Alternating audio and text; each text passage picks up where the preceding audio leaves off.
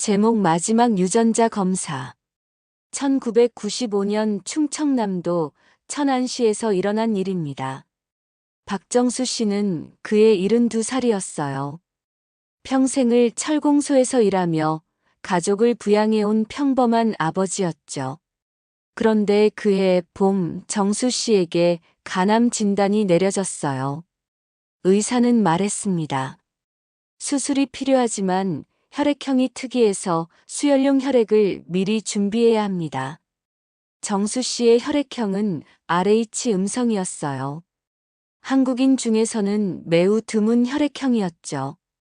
가족분들 중에 같은 혈액형이 있는지 확인해 보시겠어요? 의사의 제안에 아들 민호가 나섰어요. 아버지, 제가 검사 받아볼게요. 민호는 35살이었어요. 아버지를 많이 닮았다고 사람들이 말하곤 했죠. 하지만 검사 결과는 예상과 달랐어요. 민호의 혈액형은 O형 RH 양성이었어요. 아버지와는 전혀 다른 혈액형이었죠. 혹시 어머니와 같은 혈액형인가요? 의사가 물었어요. 정수 씨의 아내 영희 씨도 검사를 받았어요. 결과는 B형 RH 양성이었죠. 그 순간 병실에는 묘한 침묵이 흘렀어요. 의사가 조심스럽게 말했습니다. 유전학적으로 보면 좀 이상한 점이 있는 것 같은데요. O형과 B형 부모에게서 RH 음성 자녀가 나올 수는 있어요. 하지만 확률이 극히 낮았죠. 서울대학병원에 가시면 정확한 유전자 검사를 받을 수 있을 겁니다. 그 당시만 해도 유전자 검사는 매우 고가의 검사였어요. 일반 서민들이 쉽게 받을 수 있는 검사가 아니었죠. 하지만 정수 씨는 결심했어요. 받아보자. 정확히 알아야겠어. 서울까지 기차를 타고 올라갔어요. 새마을호로 2시간이 넘게 걸렸죠. 대학병원은 처음 가보는 곳이었어요. 높은 건물들과 복잡한 복도가 시골 사람들에게는 낯설었어요. 여기서 검사 받으려면 한 달치 월급이 들어간다더라. 영희 씨가 걱정스럽게 말했어요. 괜찮아. 정확히 알아야지. 검사를 받고 결과가 나오기까지 보름이 걸렸어요. 그 보름 동안 정수 씨 가족은 말 한마디 나누지 않았어요. 민호는 계속 생각했어요. 정말 아버지의 친아들이 아닐 수도 있구나. 영희 씨는 1958년의 그 일을 떠올렸어요. 남편이 군대에 있을 때 잠깐 마음이 흔들렸던 그때를 말이에요. 정수 씨는 아무 말도 하지 않았어요. 그저 담배만 피우며 마당에 앉아 있었죠. 드디어 검사 결과가 나왔어요. 다시 서울로 올라가서 결과를 들었어요. 의사가 종이를 들고 진료실로 들어왔어요. 표정이 어두웠어요. 죄송합니다만, 유전적으로 친부자 관계가 아닙니다. 그 말을 듣는 순간 영희 씨가 주저앉았어요. 민호는 아무 말도 하지 못했어요. 머릿속이 하얘졌어요. 정수 씨만 조용히 말했어요. 그럴 줄 알았어요. 아버지, 괜찮다. 이미 예상했던 일이야. 집으로 돌아가는 새마을호 안에서 세 사람은 아무 말도 하지 않았어요. 기차 밖으로 논밭들이 스쳐 지나갔어요. 가을 추수가 한창이었죠. 그날 밤 민호는 집에 가지 않고 동네 다방에 앉아 있었어요. 35년 동안 아버지라고 불렀던 사람이 친아버지가 아니라는 사실이 믿어지지 않았어요. 다방 사장이 물었어요. 민호야, 무슨 일 있냐? 얼굴이 왜 그래?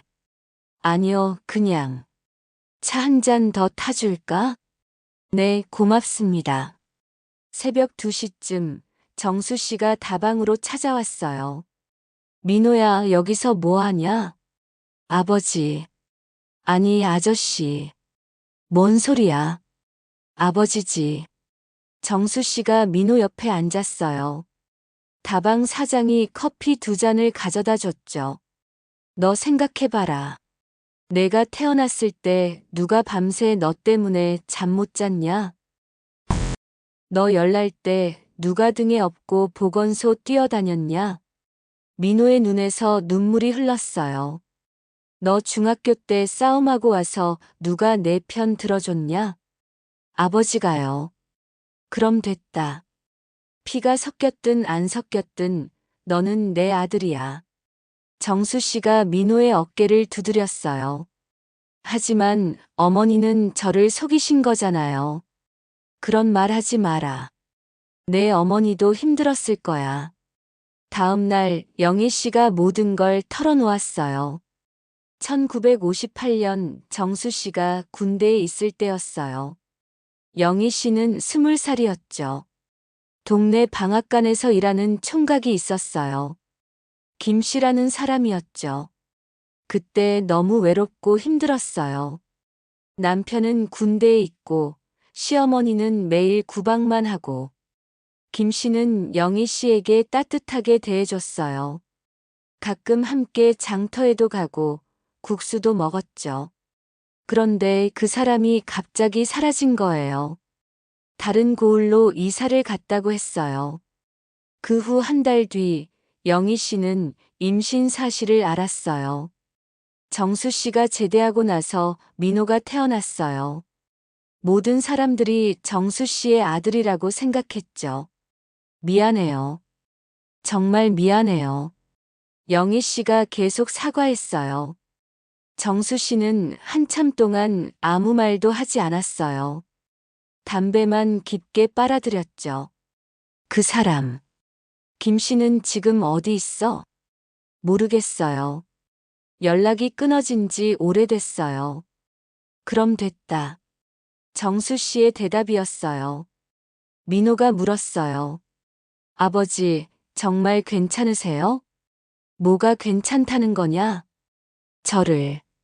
저를 계속 아들로 생각하시는 거예요? 정수 씨가 웃었어요. 오랜만에 보는 미소였어요. 민호야, 너 기억나냐? 내가 5살 때 개울에 빠져서 울고 있을 때. 네, 기억나요. 그때 내가 뭐라고 했냐? 민호야, 아빠가 있으니까 무서워하지 마라고 하셨어요. 그때도 지금도 마찬가지야.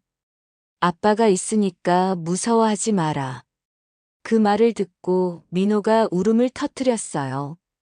영희 씨도 눈물을 흘렸어요. 정수 씨의 손을 꽉 잡았죠. 고마워, 여보. 정말 고마워요. 며칠 후 정수 씨의 수술이 있었어요. 수술은 성공적이었어요. 다행히 적십자에서 RH 음성 혈액을 구할 수 있었거든요. 회복실에서 깨어난 정수 씨가 첫 번째로 한 말이었어요. 민호 어디 있어? 여기 있어요, 아버지. 그래, 내 아들. 정수 씨가 민호의 손을 잡았어요. 아버지, 저 하나 물어봐도 될까요? 뭘? 언제부터 알고 계셨어요? 제가 친아들이 아니라는 걸요. 정수 씨가 잠깐 생각했어요. 내가 국민학교 2학년 때였나? 학교에서 혈액형 검사를 했을 때 말이야. 민호가 놀랐어요. 그때부터요? 응. 그때 내 혈액형이 O형이라고 해서 이상하다 싶었어. 그런데 왜 아무 말씀 안 하셨어요?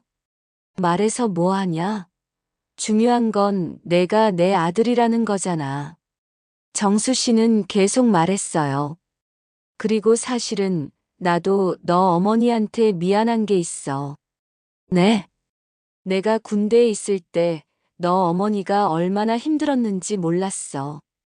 편지도 제대로 안 쓰고 면회도 못 오게 하고.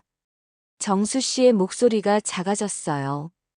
그때 내가 좀 더 잘해줬으면 그런 일은 없었을 거야. 민호는 처음 알았어요. 아버지도 자신을 탓하고 있었다는 걸 말이에요. 1달 후 정수 씨는 완전히 회복했어요. 퇴원하는 날 가족 모두가 함께 시내버스를 타고 집으로 향했어요. 버스 안에서 정수 씨가 말했어요. 민호야, 너 장가는 언제 갈 거냐? 아직 생각 안 해봤어요. 빨리 가라. 아빠가 손자 보고 싶어. 민호가 웃었어요. 네, 알겠어요. 그리고 손자 이름은 내가 지을 거야. 왜요? 할아버지니까. 버스 안에 웃음소리가 퍼졌어요. 영희 씨가 뒤에서 조용히 말했어요. 여보, 고마워요. 정말. 고맙긴 뭘. 우리가 가족이잖아. 그해 가을 민호가 장가를 들었어요. 동네 교회에서 소박한 결혼식을 올렸어요. 결혼식 날 정수 씨가 신랑 아버지로 축사를 했어요. 제 아들 민호를 사랑해주신 모든 분들께 감사드립니다. 동네 사람들 앞에서 당당히 말했어요. 민호는 제 자랑스러운 아들입니다. 앞으로도 잘 부탁드립니다. 박수 소리가 교회를 가득 채웠어요. 민호는 아버지를 바라보며 눈물을 흘렸어요. 고마움의 눈물이었죠. 그 후 2년 뒤 민호의 첫 아들이 태어났어요. 정수 씨가 손자를 안고 말했어요. 이름은 은혜로 하자. 박은혜. 아버지, 그건 여자 이름이에요. 그럼 은혁이로 하자. 은혜로운 공적이라는 뜻이야. 민호가 물었어요. 왜 하필 은혜인가요? 우리가 서로에게 은혜를 받았으니까. 정수 씨가 손자를 보며 미소 지었어요. 이 아이도 우리에게 큰 은혜가 될 거야. 은혁이는 할아버지를 많이 닮았어요. 특히 웃는 모습이 똑같았죠. 가끔 동네 사람들이 말했어요. 정말 할아버지를 빼닮았네요. 정수 씨는 대답했어요. 당연하지. 내 손자니까. 그 말에는 거짓이 없었어요. 진심이었죠. 1997년 정수 씨는 74살이 되었어요. IMF 외환위기로 온 나라가 어려웠지만 정수 씨 가족은 서로 의지하며 살았어요. 민호가 다니던 회사도 부도가 났어요. 하루아침에 실직자가 되었죠. 아버지, 미안해요. 당분간 용돈 드리기 어려울 것 같아요. 뭔 소리야? 내가 걱정할 일이 아니다. 정수 씨는 다시 철공소 일을 시작했어요. 74살의 나이에도 망치를 들었죠. 아버지가 일하시면 안 되는데. 괜찮아. 아직 팔팔하거든. 온 가족이 힘을 합쳐 어려운 시기를 견뎠어요. 은혁이가 걸음마를 배우기 시작했어요. 할아버지. 처음으로 할아버지를 부르는 소리였어요. 정수 씨의 눈에서 눈물이 흘렀어요. 우리 은혁이 할아버지가 여기 있어. 손자를 품에 안고 방방 뛰었어요. 민호가 지켜보며 말했어요. 아버지, 정말 고마워요. 뭐가? 저를 아들로 키워주신 것, 은혁이를 손자로 사랑해주시는 것. 정수 씨가 고개를 저었어요. 고맙긴 뭘. 당연한 거야. 하지만, 민호야, 가족이라는 건 피가 만드는 게 아니야.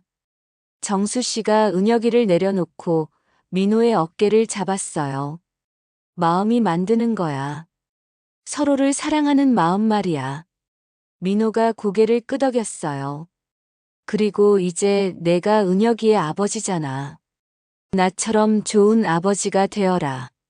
네, 알겠어요. 저녁 식사 자리에서 영희 씨가 말했어요. 우리 가족 참 행복하죠? 정수 씨가 대답했어요. 그러게. 이보다 더 행복할 수는 없을 거야. 은혁이가 할아버지 무릎에 앉아서 말했어요. 할아버지, 좋아요. 나도 은혁이 좋아. 그 모습을 보며 민호는 생각했어요. 정말 혈연이 중요한 게 아니구나. 사랑이 중요한 거구나. 그날 밤 정수 씨는 일기장에 펜으로 썼어요. 오늘 가족들과 함께 저녁을 먹었다. 민호도 영희도 은혁이도 모두 건강해 보여서 다행이다. 나는 참 복 많은 사람인 것 같다. 이런 가족이 있어서. 마지막 줄에 이렇게 적었어요. 가족이란 함께 살아가기로 약속한 사람들이다. 2000년 새천년을 맞이했어요. 정수 씨는 77살이 되었고, 은혁이는 3살이 되었어요. 민호는 새로운 일자리를 찾아서 가족들이 다시 안정을 찾았죠. 가끔 옛날 일을 물어보는 사람들이 있어요. 그때 정말 힘들지 않으셨어요? 정수 씨는 대답해요. 힘들긴 뭐가 힘들어. 가족이니까 당연한 거지. 민호도 마찬가지예요. 아버지가 아니셨다면 어떻게 하셨을 거예요? 그런 생각은 해본 적이 없어요. 아버지는 아버지니까요. 두 사람 모두 진심으로 말해요. 어느 일요일 오후 정수 씨가 손자와 동네 놀이터에서 놀고 있었어요. 은혁이가 물어봤어요. 할아버지, 아빠랑 할아버지랑 왜 이렇게 닮았어요? 정수 씨가 웃으며 대답했어요. 많이 사랑해서 그래. 사랑하면 닮아져요? 그럼. 오래오래 사랑하면 닮아진다. 은혁이가 고개를 끄덕였어요. 그럼 저도 할아버지 닮을까요? 당연하지. 우리 은혁이도 할아버지 닮을 거야. 그 모습을 지켜보던 동네의 아주머니들이 말했어요. 참 보기 좋은 할아버지와 손자네요. 정말 많이 닮았어요. 정수 씨는 그 말을 들으며 웃었어요. 마음으로 낳은 아들, 마음으로 키운 손자였어요. 혈연보다 더 끈끈한 가족의 모습이었죠. 해가 저물어 갈 때 정수 씨는 손자의 손을 잡고 집으로 향했어요. 할아버지, 내일도 같이 놀아요. 그래, 내일도 놀자. 정수 씨의 대답은 언제나 같았어요. 가족이라는 이름으로 함께 걸어가는 사람들의 이야기였어요. 피가 섞이지 않아도 마음이 섞이면 그보다 더 진한 인연은 없다는 걸 보여주는 이야기였죠. 정수 씨는 오늘도 말해요. 민호는 내 아들이고 은혁이는 내 손자야. 그 말에는 어떤 의심도 없어요. 오직 사랑만 있을 뿐이죠. 그렇게 이 가족은 오늘도 함께 살아가고 있어요. 서로를 사랑하며 서로를 믿으며 서로를 위해 살아가는 진정한 가족의 모습으로 말이에요.